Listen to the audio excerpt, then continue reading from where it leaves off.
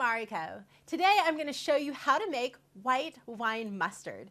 It is so easy to make your own mustard at home, and once you get the basics down, you can start customizing it with your favorite flavor combinations. Today I'm going to be making mine with white wine.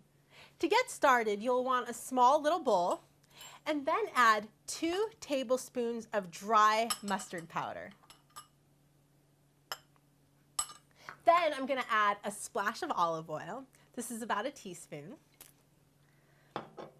I'm going to add a tablespoon of maple syrup. You could also use honey if you want a honey mustard type wine mustard. Then I'm going to add a tablespoon of white wine. Now that you've added your wine, just stir it together. You're going to start to see it turn into a paste. If you wanted to, you could add some dried herbs or some other different types of wine. Today I was just using a Chardonnay, but if you want a lighter white wine mustard, you could use a Riesling, or even a Champagne would be delicious.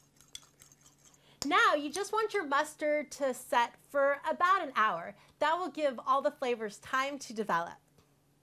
This is Mariko showing you how to make white wine mustard. Enjoy!